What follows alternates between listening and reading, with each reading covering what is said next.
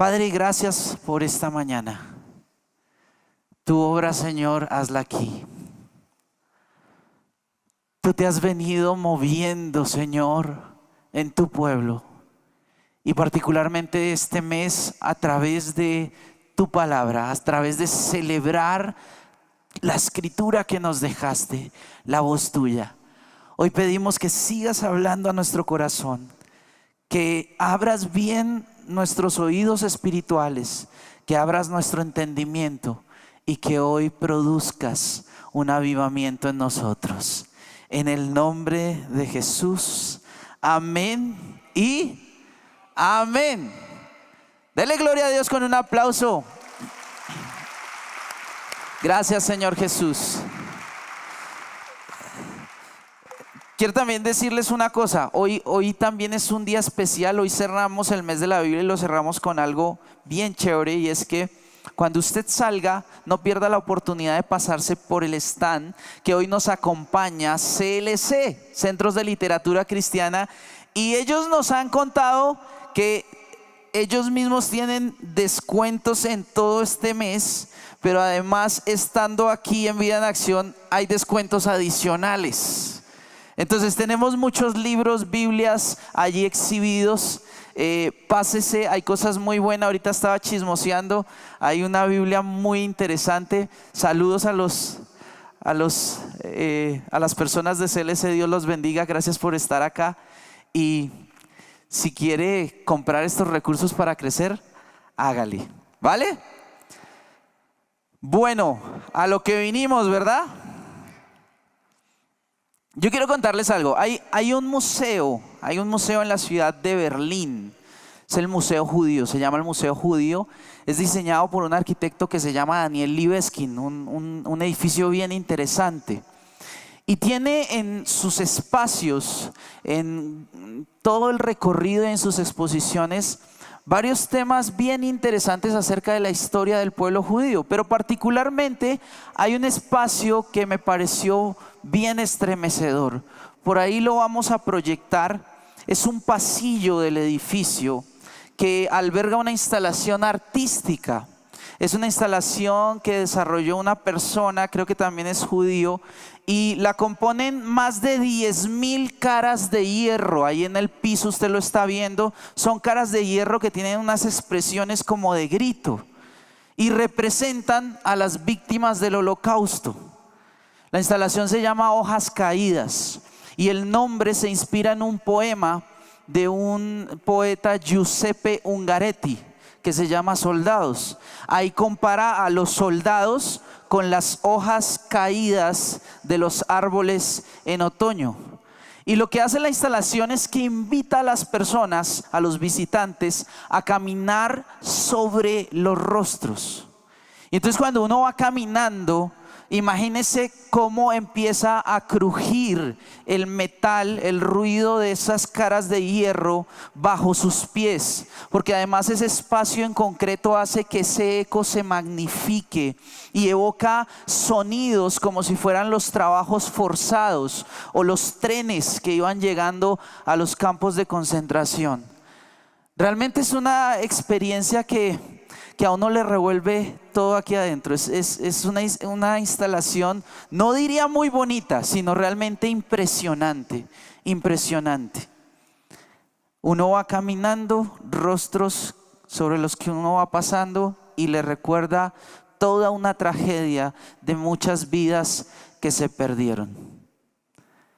¿Por qué me acordé de esto? Porque algo parecido le sucedió a un profeta de Dios, el profeta Ezequiel. Y hoy vamos a estar hablando un poco de una experiencia que él tuvo muy similar, un poco más real, un poco más cruda. Ezequiel capítulo 37. Vamos a leer del verso 1 en adelante. El que lo encuentra dice: gloria a Dios. Qué chévere la iglesia que es tan diestra en el uso de la palabra. La mano del Señor vino sobre mí y me sacó en el espíritu del Señor y me puso en medio del valle que estaba lleno de huesos. Está hablando el profeta Ezequiel. Y él me hizo pasar en derredor de ellos, y he aquí eran muchísimos sobre la superficie del valle, y he aquí estaban muy secos. Y él me dijo: hijo de hombre, ¿vivirán estos huesos? Y yo respondí: Señor Dios, tú lo sabes. Entonces me dijo: profetiza sobre estos huesos y diles: huesos secos, oíd la palabra del Señor. ¿Qué dijo? Oíd la palabra del Señor. Así dice el Señor Dios a estos huesos: he aquí, haré entrar en vosotros espíritu y viviréis, y pondré tendones sobre vosotros, haré crecer carne sobre vosotros, os cubriré de piel y pondré espíritu en vosotros y viviréis, y sabréis que yo soy el Señor. Versículo 7. Profeticé pues como me fue mandado. Y mientras yo profetizaba, hubo un ruido y luego un estremecimiento. Y los huesos, mire esta imagen, lo que empezó a pasar. Los huesos se juntaron, cada hueso con su hueso. Y miré, y aquí había tendones sobre ellos. Y creció la carne, y la piel los cubrió, pero no había espíritu en ellos. Entonces Dios, Él me dijo: profetiza al ¿qué? Profetiza al espíritu. Profetiza, hijo de hombre, y di al espíritu: así dice el Señor Dios, ven de los cuatro vientos, oh espíritu, y sopla sobre estos muertos y vivirán. Y profeticé como él me había ordenado, y el espíritu entró en ellos y vivieron, y se pusieron en pie un enorme e inmenso ejército. Entonces él me dijo: hijo de hombre, estos huesos son toda la casa de Israel. He aquí ellos dicen: nuestros huesos se han secado y nuestra esperanza ha perecido. Estamos completamente destruidos. Por tanto, profetiza y diles, dile al pueblo de Dios, profeta: así dice el Señor Dios, he aquí, abriré vuestros sepulcros y os haré subir de vuestros sepulcros, pueblo mío, y os llevaré a la tierra de Israel, y sabréis que yo soy el Señor cuando abra vuestros sepulcros y os haga subir de vuestros sepulcros, pueblo mío. Pondré mi espíritu en vosotros y viviréis, y os pondré en vuestra tierra, y entonces sabréis que yo, el Señor, he hablado y lo he hecho, declara el Señor. Aleluya, aleluya.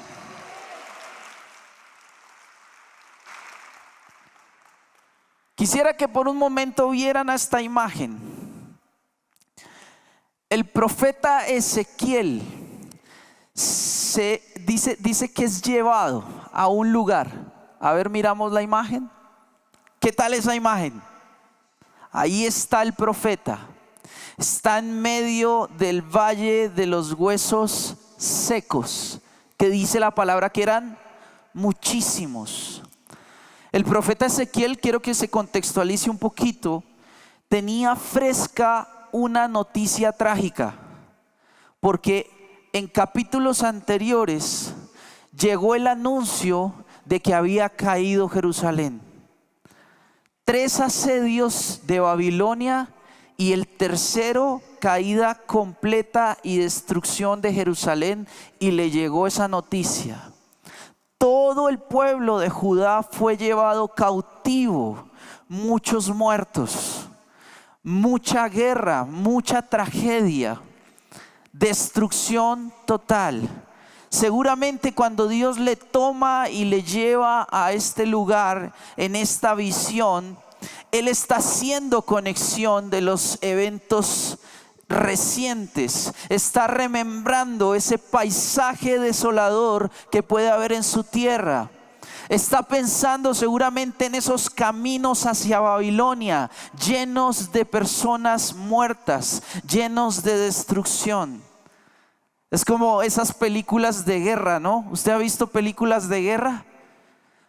De todas las épocas, cuando hay películas que muestran las guerras entre los hombres, al final de cada guerra, ¿qué muestran? Ese cuadro de unos hombres tirados, sangre por todas partes, carroñeros por ahí alrededor. Y uno dice, uy, Señor Jesús, ¿qué es esta pesadilla? Uno diría, ¿será que el profeta Ezequiel comió esa noche frijoles con garra y cumis y de pronto soñó una cosa así bien pesada? Y uno dice, no, fue el Señor mismo que le llevó a este lugar. Fue una visión de Dios. Yo no sé cuántas veces uno le pide al Señor, Señor, dame visiones, Señor, dame sueños. Y luego llegan este tipo de cosas y uno dice, uy, Señor, pero espérate, aclara un poquito más la oración. ¿No les ha pasado a veces? Que a veces uno le da al Señor una visión y es una visión que uno quisiera que fuera una visión alentadora de conquista, de victoria, pero a veces Dios pone este tipo de visiones, este tipo de sueños. Entonces tenga cuidado qué oración está usted haciendo al Señor. Podría terminar en este tipo de visión. Dios es como de una creatividad rara, ¿no? Notemos varias cosas. Primero, lo lleva a un valle lleno de huesos secos. ¿Qué nos dice esto? Primero, es un lugar de mucha muerte. A veces Dios nos lleva a lugares de muerte. No cualquier muerte. No lo llevó a Jardines de Paz al norte, porque es rico llegar allá a Jardines, ver esos sauces bellísimos y esos campos verdes, todo ordenadito, todo pulcro. Pero no, aquí lo llevó a un lugar de muerte donde habían unas muertes violentas. No solo unas muertes violentas, unas muertes en desgracia. En desgracia, ¿por qué? Porque nadie pudo enterrar a estos cuerpos. Están allí botados al aire libre. Esto para el pueblo judío realmente era una vergüenza, era una ofensa. De hecho, no solo para el pueblo judío, para muchas culturas en el mundo, el no poder enterrar a los muertos es deshonra, es desgracia, es vergüenza. Pero no solo eso, sino que era que había muerte desde hace mucho tiempo. Oiga esto, no era una muerte reciente, ¿verdad que sí? Porque ya dice que los huesos estaban secos. Ya había pasado el proceso de descomposición. Ya había sido todo quitado por seguramente un montón de carroñeros. Ya habían llegado, ya habían hecho el festín y la muerte era de hace rato. Y ahí es que está el profeta. Dios lo hace caminar por ahí. ¿Qué tal el planzote que Dios le propuso a Ezequiel? Oye, vas a salir esta tarde y vas a caminar, vas a echarte una caminadita por en medio de todos estos huesos. Uy, Señor, qué plan tan agradable, ¿verdad? No le dice, ¿qué hay que hacer hoy, Dios? No, camine por entre el valle de los huesos secos. Y Dios, uno le preguntaría, ¿por qué pones al profeta en estos lugares de muerte? Y yo creo que Dios nos habla a nosotros como su pueblo, a los hombres y mujeres de Dios. ¿Dónde están los hombres y mujeres de Dios? ¿Dónde están esos profetas de Dios? Uy, poquitos profetas. Aquí tiene que levantarse un movimiento profético. ¿Dónde están los profetas de Dios? En fe.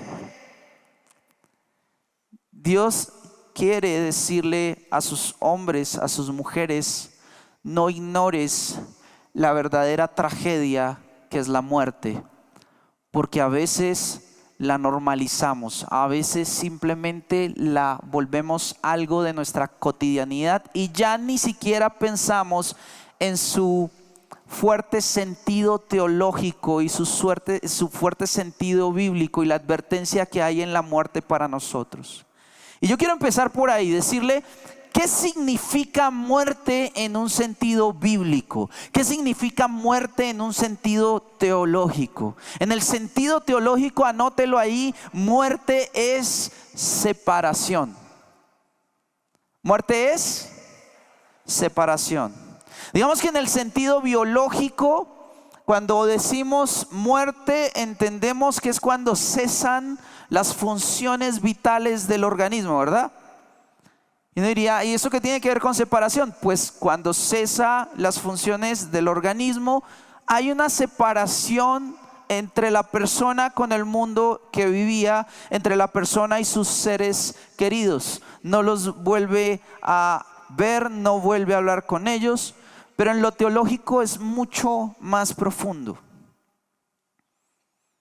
Es mucho más profundo que en el sentido biológico.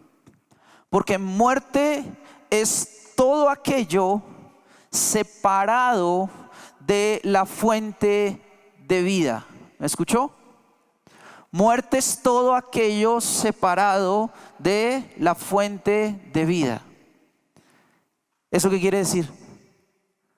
Muerte es todo aquello que está separado de Dios. ¿Me entendió? Dios es como el agua y nosotros como los peces. Siempre lo explico así. Usted saca el pescado del agua y ¿qué pasa? Se dice, uy, rico el almuerzo. Se muere el pescadito. Dios es la fuente de vida. Es el lugar ideal, la persona en donde tenemos que estar para poder sustentar nuestra vida. Nosotros somos ese pez, Dios es el agua. O sea que separados de Dios, ¿qué hay? Muerte. Y aquí habían unos huesos secos, separados hace muchísimo tiempo de la fuente de vida. Tanto tiempo que no hay esperanza alguna de reanimación. Vaya y venga, si fuera que recibió la herida de la espada recientemente y está colapsando y sus sistemas vitales están por ahí mal funcionando, de pronto llega a urgencias y de pronto se puede hacer algo. Se puede darle un corrientazo ahí, una reanimación, no sé, como en las películas. Y hay algo de esperanza, ¿cierto? Hay algo de esperanza que esa herida sane y todo esto, pero aquí hay huesos secos. Ya no hay una mínima esperanza. No hay mínima duda de que ya no se puede revivir. Y nosotros vivimos en un mundo en el que donde quiera que nosotros miramos hay cosas y personas separadas de Dios y separadas hace mucho tiempo. Hay personas alejadas de Dios, ¿verdad? Alrededor de nosotros hay, incluso en nosotros mismos, hay pensamientos alejados de Dios. Hay hábitos que nos separan constantemente de Dios. Hay tiempos de devocionales muertos. Hay ministerios secos. Hay propósitos de vida en descomposición. Hay relaciones sin esperanza. ¿Cierto que usted cuando mira puede encontrar esas cosas? Hay relaciones de padres e hijos irreconciliables. sin esperanza de arreglo. Puede que haya matrimonios que hace mucho tiempo acabaron. Hay por ahí mucho zombie. Hay naciones y gobiernos extremadamente lejanos de Dios. Yo quiero que por un momento usted piense en toda dimensión de la existencia y vea que todo lo que se separa de Dios está muerto. Amén. Sin embargo, ahí hay huesos. El hueso como vestigio de que alguna vez hubo vida.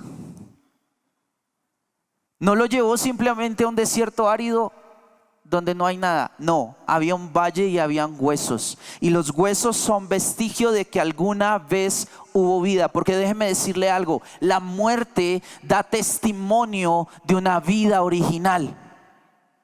¿Aló? ¿Me está entendiendo? Y por eso es que Dios le dice al profeta, oye, paséate por todo. Y luego de eso le dice, ¿vivirán estos huesos? ¿Vivirán estos huesos? A mí me asombra la sabiduría de Ezequiel. Porque humanamente uno diría, tal cual, hueso seco, no hay esperanza. No hay nada que hacer. No, Señor, no van a vivir. ¿Cómo me hace esa pregunta tan boba? Ezequiel no le respondió así al Señor. Le dice, Señor, solo tú lo sabes. ¿Sabe por qué responde así el profeta Ezequiel? ¿Por qué hay sabiduría en esa respuesta? Porque él dice, si aquí hay huesos es porque alguna vez hubo vida. Y el dador de la vida es el Dios creador de todas las cosas. Y si el Dios creador me está haciendo esa pregunta, solo Él la sabe. Amén. Si yo quiero decirte algo con esta palabra. Si tú estás viendo alrededor de ti algún vestigio de muerte, alguna cosa como un hueso seco, algo que ha muerto, algo que representa la separación de Dios.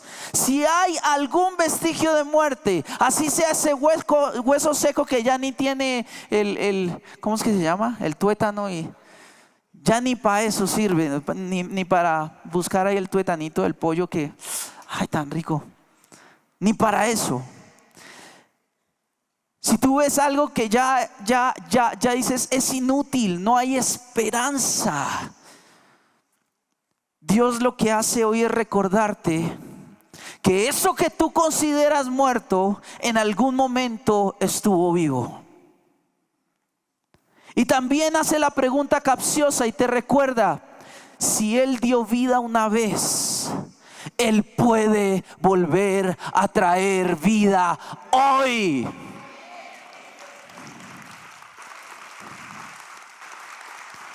Pero qué forma tan curiosa de Dios de recordarnos esta verdad. Llévate esto hoy. Si tú eres un hombre o una mujer de Dios, tú eres portador de vida. Pero no se puede dar vida a lo que ya tiene vida. Por eso es que Dios tiene que llevarte a lugares de muerte.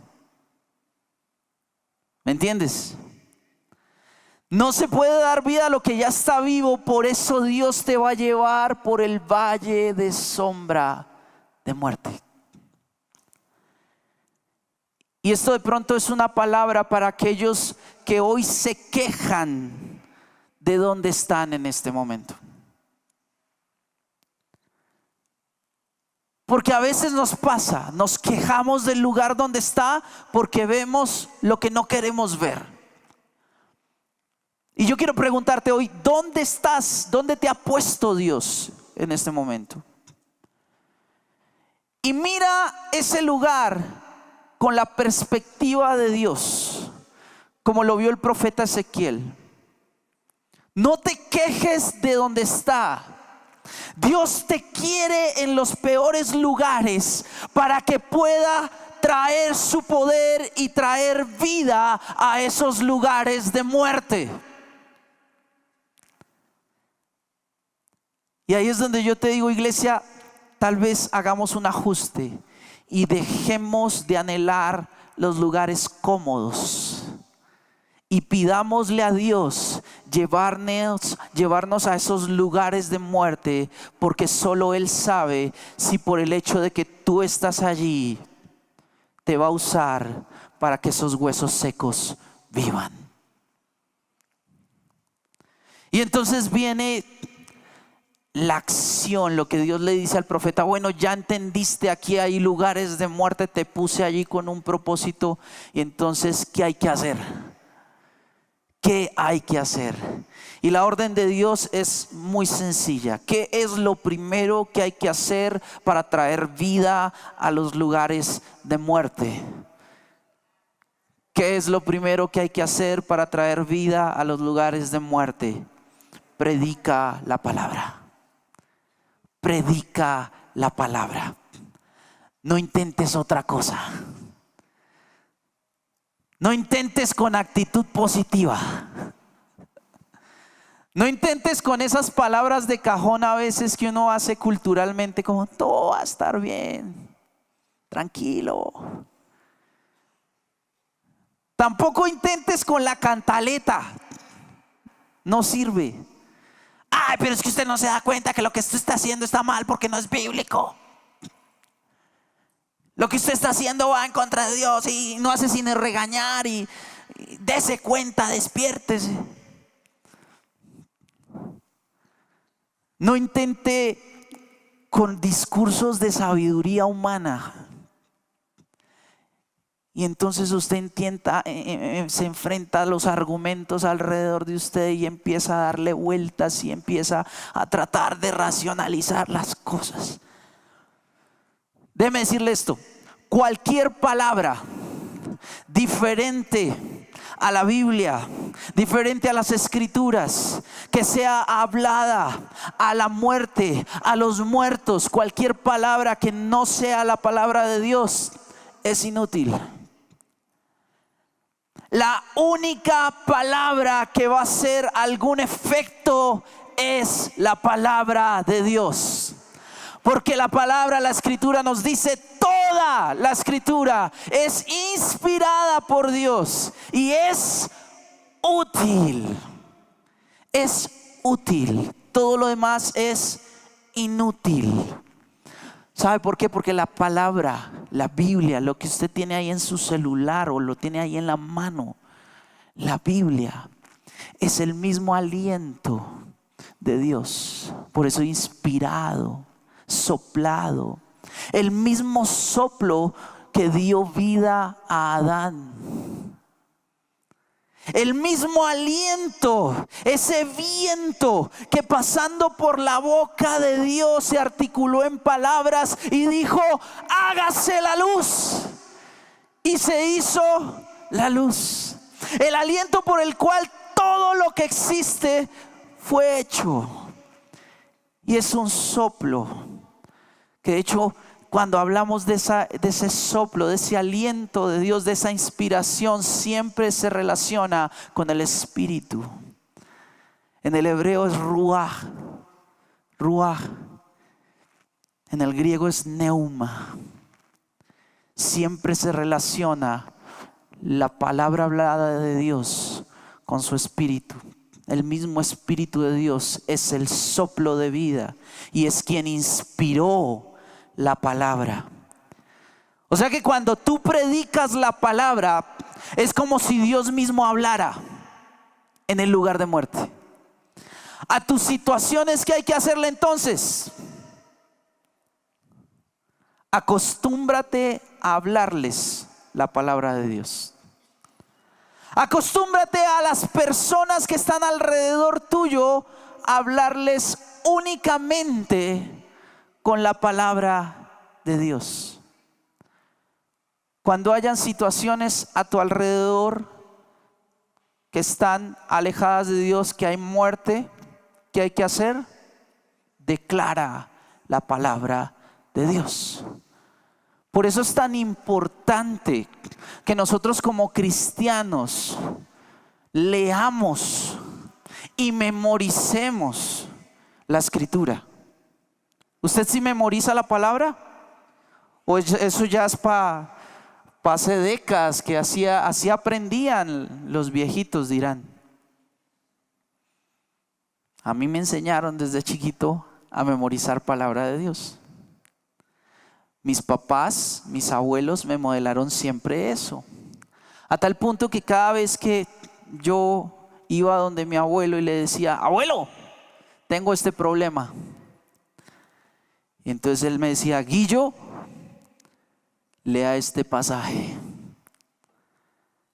Y entonces yo abría la escritura y leía mentalmente y me decía: Guillo, no lea mentalmente, léala duro, léala en voz alta. Y entonces yo leía en voz alta. Y cuando leía en voz alta, el Señor me respondía y yo no necesitaba preguntarle más al abuelo. ¿Usted es capaz de hacer eso? Mi papá me enseñó también algo. Me decía: cuando estés atravesando por alguna situación en tu vida difícil, usa versículos de tropiezo. ¿Cómo, papá? ¿Cómo es eso? O sea, ¿qué me estás diciendo? Sí, me refiero a que cojas un post-it y escribas un verso que hable a tu situación y lo pongas en un lugar donde te tropieces todos los días. Y entonces yo veía a mi papá que él tenía sus post-its en el espejo. Y ya entendía: por eso lo puso. No es para decorar el baño. Era porque él estaba pasando una situación donde necesitaba declararle a la situación lo que la Biblia dice. A las situaciones declararle palabras rema, palabras de Dios. A las personas alrededor tuyo, aconséjalas con la escritura. Solo la escritura. No te arriesgues. No te arriesgues a hablar de tu propia sabiduría, porque va a ser inútil. Uy, se me apagó acá esto.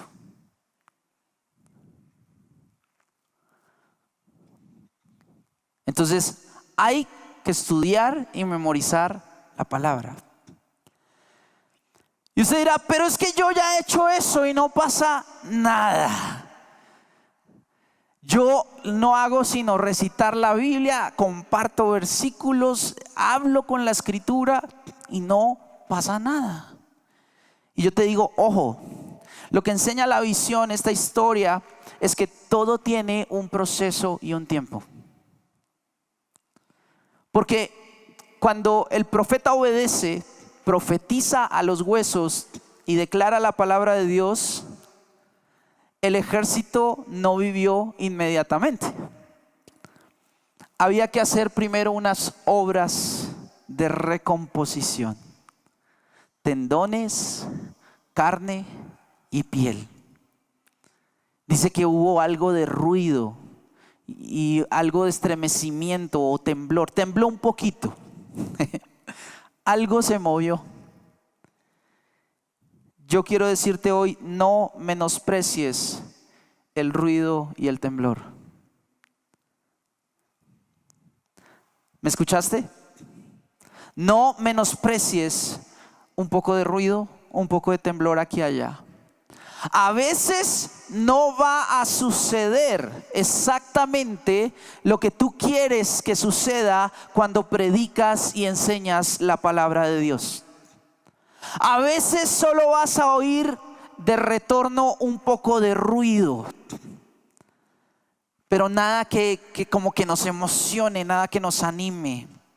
A veces vas a ver como un tronar sin sentido de cosas aleatorias. Verás algo por ahí moverse, verás algunos ajustes, algunos cambios, pero no lo que tú esperas. Y eso te puede traer frustración, pero eso es parte del proceso. ¿Aló? Y yo ahí te digo, cree, cree, cree. Tendones, carne, piel. Y mire que esto es interesante porque el proceso también viene con un orden correcto. No dice que se pegaron los brazos a la cabeza. No dice que salió primero la piel y luego encima le salieron las venas. No dice que quedaron como un Superman con los calzoncillos encima de los pantalones. Hubo un orden de las cosas. Las piernas no le salían del cuello, porque cuando Dios trabaja, Dios lo hace en el orden correcto. Y a veces nosotros que queremos que las cosas sucedan en el orden que nosotros queremos, y a veces queremos que vayan en el orden incorrecto. Yo me caso y después oro.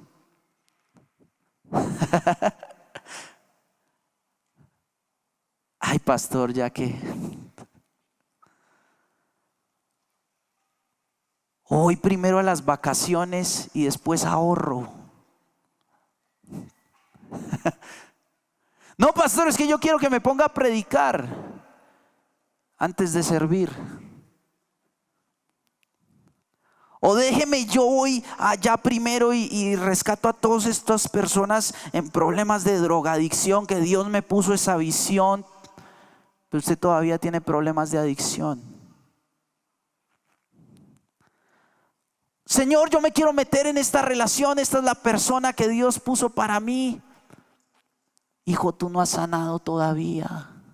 Acabas de salir de la otra relación que te dejó devastado. Primero ve a sanidad.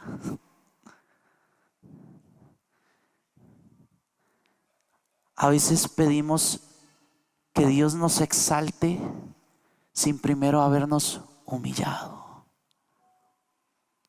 Y así no vas a ver vida. Así lo que vas a ver es Frankensteins, adefesios. Así que yo quiero decirte hoy, confía en el proceso de Dios.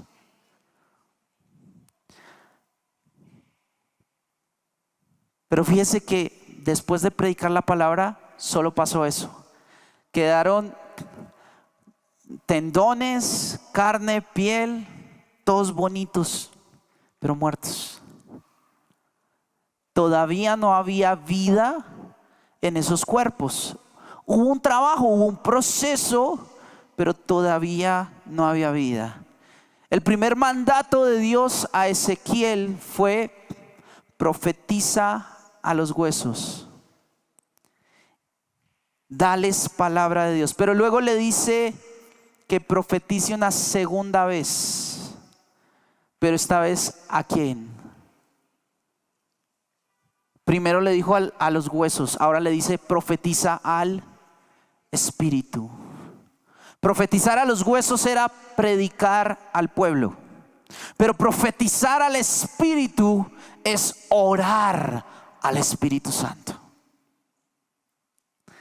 O sea que para que la palabra de Dios traiga vida a lugares de muerte, no basta solo como recitarle, como diría mi mamá, como una lora mojada. No basta recitarla como una cotorra.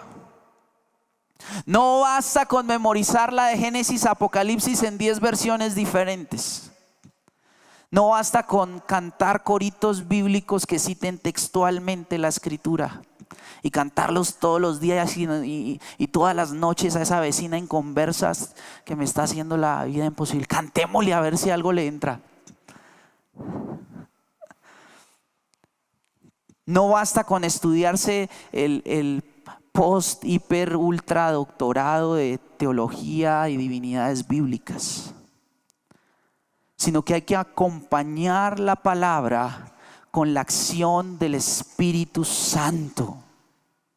Amén. Hay que profetizar al Espíritu, y eso significa orar, tener una comunión íntima con el Espíritu, añadir esa oración al Espíritu Santo en nuestro estudio de la palabra, porque el Espíritu es clave, pues es vida en movimiento, es Dios en acción, es lo que da el poder real a la palabra. Segunda de Corintios capítulo 3 versos 4 al 6 dice: esta confianza tenemos hacia Dios por medio de Cristo.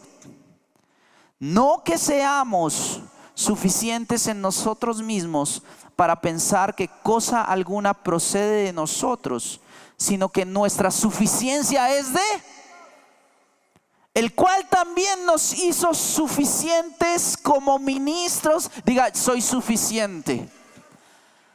Soy suficiente como ministro del nuevo pacto. Dígalo. Pues si lo cree. Y mire lo que dice: soy ministro de un nuevo pacto, no de la letra, sino del Espíritu. Porque la letra mata, pero el Espíritu da vida. Aleluya.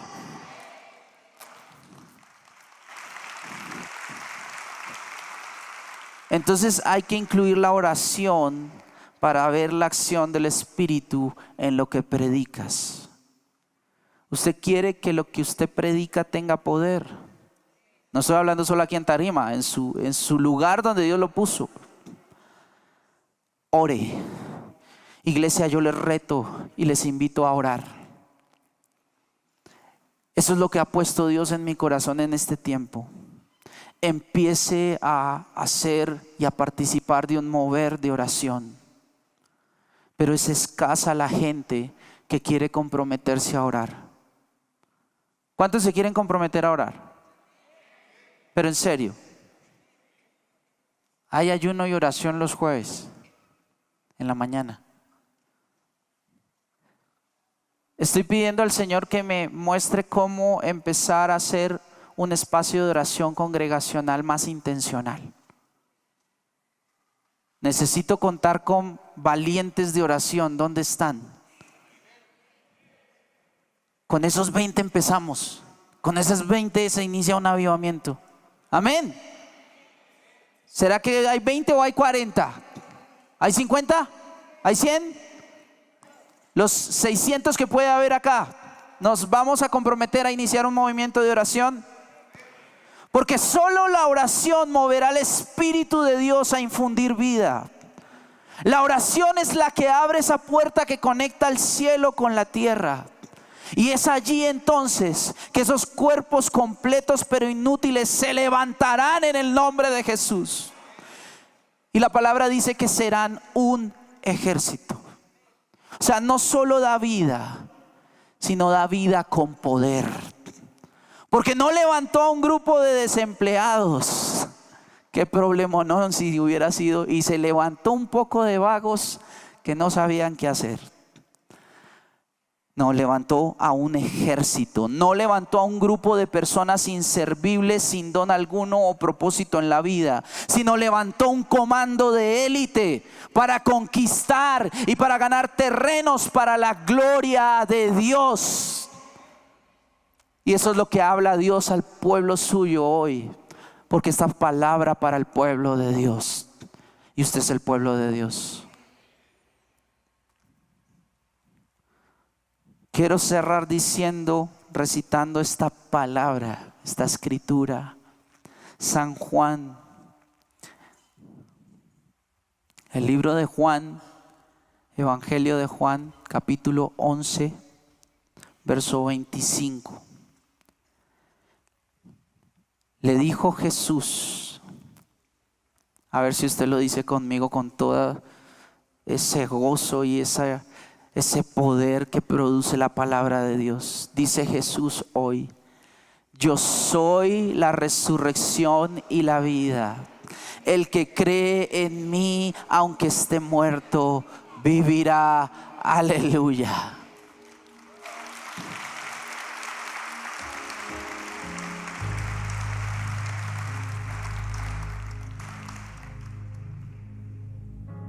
Porque realmente la palabra y el Espíritu. Esas dos cosas que aparecen aquí como herramienta para Ezequiel, las dos apuntan a una sola cosa. Tanto la palabra y el Espíritu se ponen de acuerdo en señalarnos una sola cosa. Nos muestran que se recibe vida solo porque Jesús puede ofrecerla. Y todo lo que esté muerto vivirá por la palabra y por el Espíritu, porque ambos conducen a la persona de Jesucristo.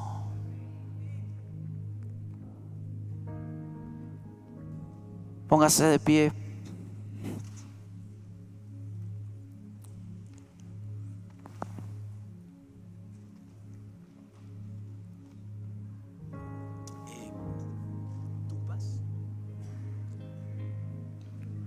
Antes de... Al mundo busqué y no pudo llenarme. Ningún tesoro que pueda ganar me saciará. Mas llegaste tú, me diste vida nueva y cada deseo se cumplirá aquí en tu amor. Oh, no hay nada, nada mejor, no hay nada, nada mejor, no hay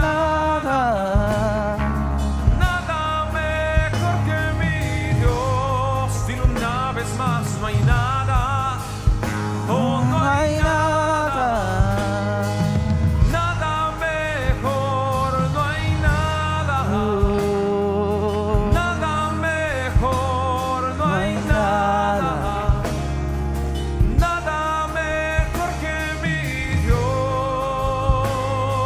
Vengo a ti Vengo a ti sin miedo, Señor. sin miedo y sin reservas. Cada deseo Tú has visto, Señor, y aun tu amigo soy. Cante eso. Porque el Dios de los montes Sí. es el Dios de los valles.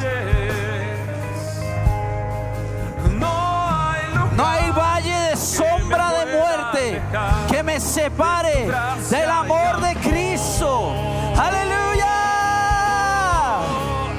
Oh, no hay nada, nada mejor, no hay nada, nada mejor, no hay nada, nada mejor que mi Dios. No hay nada, oh, nada mejor, sí, no hay nada más, nada mejor, no hay nada. nada mejor que mi Dios.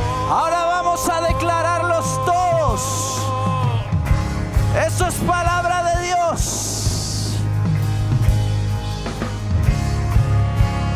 Cambias la... lamento en danza, Amén, así es. de cenizas traes vida. Aleluya. Cambias culpa por gloria. Sé que solo tú lo harás. Cambias, cambias la... Lamento en danza, Oh, oh, de cenizas oh. traes vida. Sí, Cambias culpa Señor. por gloria. Sé que solo tú lo harás. De las ruinas, y tú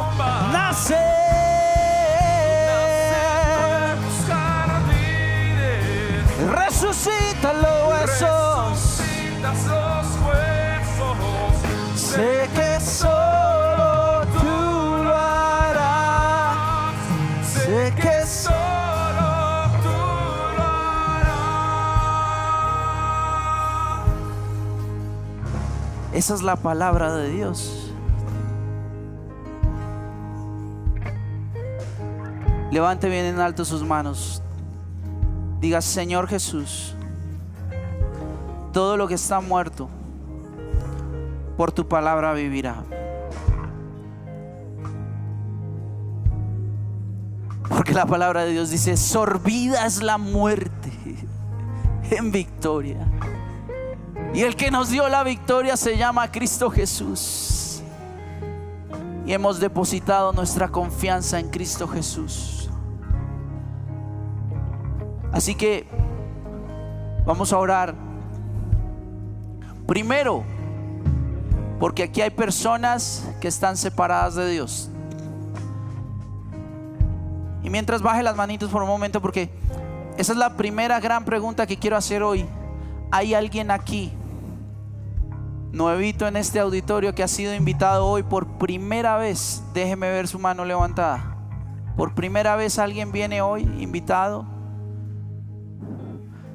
No veo manitos levantadas todavía.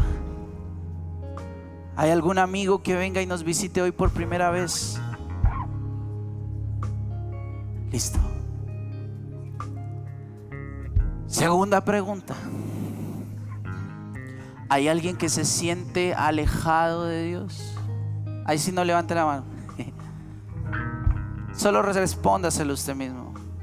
¿Hay alguien separado de Dios? Si es así, simplemente incline sus ojos por un momento. Cierre sus ojos y diga: Señor Jesús, no quiero estar separado de ti, porque entiendo que separado de ti hay muerte y condenación. Y yo no quiero muerte, quiero la vida eterna en Cristo Jesús. Dígale: Señor, quiero reconectarme contigo. Reconéctame a ti. Tú eres la fuente de vida. Trae a mi palabra y trae el soplo de tu espíritu en el nombre de Jesús. Amén. Amén. Sea lleno de vida. Sea lleno de la vida que trae el Espíritu Santo. Y por último, yo quiero que toda la iglesia piense en el valle en el que Dios le ha puesto. ¿Qué es lo que alrededor de usted está muerto? Revise y camine por un momento por ese valle de huesos secos. Y donde quiera que vea señales de muerte, dígale: Señor, diga conmigo: Señor Jesús. Pregúntele: Señor, ¿qué debe vivir en ese lugar donde estoy por el hecho que tú me pusiste allí? ¿Entendió la pregunta? Usted es portador de vida porque lleva la palabra con usted y lleva al Espíritu Santo acompañándolo. Señor Jesús, ¿qué debe vivir en el lugar que me has puesto por el hecho de que yo esté allí? Ayúdame a ser un fiel siervo tuyo, que comunique y predique la palabra con fidelidad, y que también profetice al Espíritu, y que diga: venga el Espíritu sobre este lugar, y el Espíritu sople vida y vida abundante. Señor Jesús, hoy declaramos que esta iglesia va a haber vida en el lugar donde está. Declaramos, Señor, que lo que se ha muerto, lo que está muerto porque está separado de ti, vivirá en el nombre de Jesús. Tú traerás vida y vida en abundancia, Jesús. Tú traerás vida, vida abundante, Señor.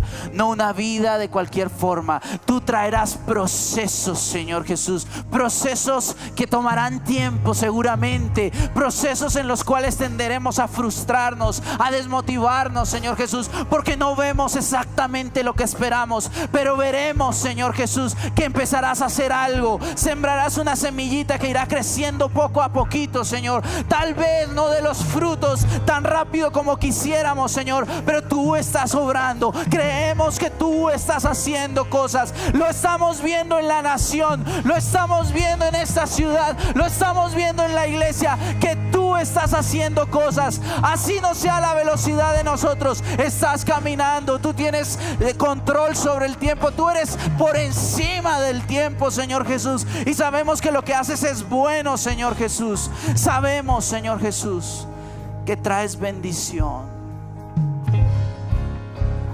en el orden correcto.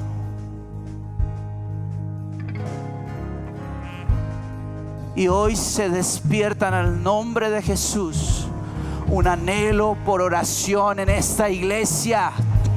Y usted va a llegar a su casa y desde hoy mismo, mañana mismo, esta semana, usted va a apartar tiempos para profetizar al Espíritu. Va a empezar a tener tiempos de intimidad, de comunión con Dios. Va a empezar a avivar ese devocional que se había muerto. Levante ese devocional, levante esos tiempos de oración. Conéctese a las salas de oración de la iglesia. Conéctese con su familia, levante altares familiares y reconstruya esos tiempos en que el Espíritu sopla y sopla con poder.